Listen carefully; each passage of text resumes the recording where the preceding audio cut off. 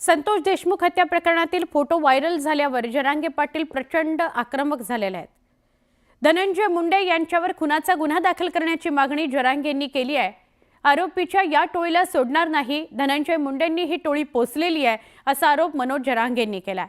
त्यांच्याशी या सगळ्याविषयी संवाद साधला आमचे प्रतिनिधी अविनाश कानडजे यांनी।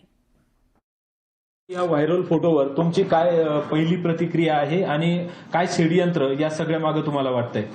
हे सगळं षडयंत्र कट हे सगळं धन्या मुंड्यांनीच रचलेलं आहे। कारण त्यांनी जाहीर सांगितलेलं आहे की हे माझे लोक आहेत। बांधावर भांडणं लागल्यावर नाही का लोक बोलतात की हा मॅच बांध फोडा कर, तुला काय करायचं, तशा आविर्भावात तो बाईट देत होता चष्मा घालून। हाय तर हाय मा आहे तो, हाय तर हाय, मग काय करायचं आता, अशा भाषेत बोलत होता। याच्यापेक्षा सरकारला त्याला आरोपी करायला काय पुरावा पाहिजे? साधी कमेंट टाकली पोरांनी सोशल मीडियावर तर वर्ष जेल भोगलेत लोकांनी। तुम्हाला काय पुरावा पाहिजे? त्यांनी सांगितलं ना माझेच लोक आहेत म्हणून।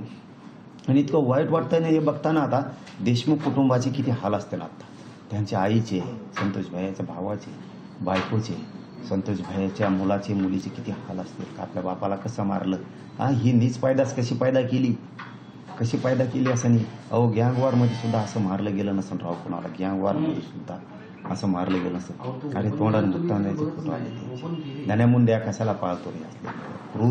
क्रूरनी पाळलेस तू ही, आणि एक दहशत पसराव म्हणून तुम्हाला कुणी खंडणी मागताना बोलू नये, तुम्हाला कुणी खून केल्यावर बोलू नये, गुन्हे दाखल होऊ नये म्हणून दहशत पसराव म्हणून हसत येत। अरे धन्या मुंड्या, तू जातीचे लोक मारले, ते बिचारे गरीब होते गप बसले रे। तू मराठ्याच्या उगत नाट लागला, तुला संतोष भाईचा सुद्धा खून दाबायचा होता, तुला दाबायचा होता, तो पाचवायचा होता, पण ह्यो पठ्ठ्या मनोज जरांगे जिवंत होता तिथं। हो, तुला ते खून दाबू दिलं नाही। तुम्ही किती मंत्री, 2 असा नाही तर 5 असा, तुम्ही मंत्री असताना तुमच्या लोक जेलमध्ये साडलेलं दाखवून मनोज जरांगे तुम्ही माज करतात का? माजुरड्या हो, तुमचे माज मस्तीच उतरणारे। आतापर्यंत जे आहे ते फक्त आरोप होत होते, मात्र आता जे प्रकरण समोर आलंय, आता फोटो देखील समोर आलेत। आतापर्यंत मागणी होती फक्त त्यांनी मंत्रिपदाचा राजीनामा द्यावा, आता त्याच्या पलीकडे काय मागणी तुमची असणार आहे? त्यांनी 302चा आरोपी व्हावा धन्या मुंडे, त्यांनी पश्चाताप म्हणून त्यांनी 302चा आरोपी व्हावा, पश्चाताप म्हणून। त्याच्यात माणुसकी जिवंत असली आणि त्याच्यावर खरंच भगवान बाबाचे, संत महंत परमपूज्य भगवान बाबांचे जर त्याच्यावर संस्कार असतील, स्वर्गीय गोपीनाथ मुंडे साहेबाचे त्याच्यावर संस्कार असतील, पंडित अण्णा मुंडे साहेबाचे स्वर्गीय त्यांचे संस्कार असतील, तर तू मनाने राजीनामा दे आमदारकीपासून सगळा, आणि तू यशवंतराव चव्हाण साहेबाच्या जसं समाधीजवळ जाऊन आत्मक्लेश करते तसं आत्मक्लेश कर आणि जेलमध्ये जाय। मी मागणी नाही करत राजीनामा द्यायची तुझी, मी मागणी नाही करणार, कारण खुनाचा गुन्हा धनंजय मुंडेवर दाखल व्हावा। तू 2 मंत्री राह नाही तर 5 राह, आमचं काय होऊ शकत नाही।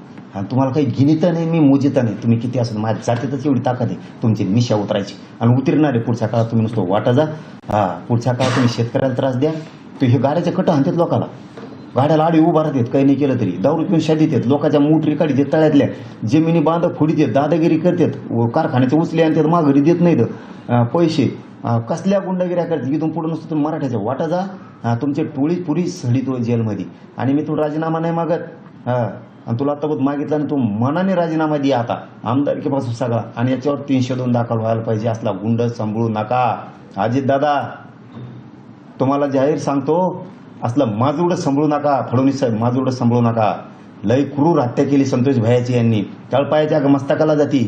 तुम्ही पाप डोक्यावर घेऊ नका फडणवीस साहेब आणि अजितदादा, तुमच्या आतापर्यंतच्या वयात आणि तुमच्या कळण्यात असली क्रूर हत्या झाली नसेल तोंडात मुतापर्यंत। तुमच्या घरात जर दोघांच्या असं झालं तुम्ही कसं वागणार? तुम्ही सोडू नका, तुम्हाला सांगतो, नाही तर तुम्हाला फळं भोगावं लागतील। आणि धन्या मुंड्या, तो या टोळीला तुम्हाला किडे पडणार, लक्षात ठेव। आणि तू किती वाचायचा प्रयत्न कर, फक्त कचाट्यात येऊ दे तो ही टोळी, त्याची जर निशाणे उतरली ना तर मला मराठा नाव लावणार नाही। इथून पुढे मराठ्याचे वाटा जा, तुम्हाला जेलात एकाएकाला टाकू सोडितो आणि तुमचा नायनटच करतो। आणि अजित दादा, तुमचं नाव मी अगोदर घेतलं नाही, फडणवीस साहेब तुमचंही घेतलं नाही, लात मारून याला बाहेर काढा, नसता तुम्हाला सुद्धा आता सामोरं जावं लागणार।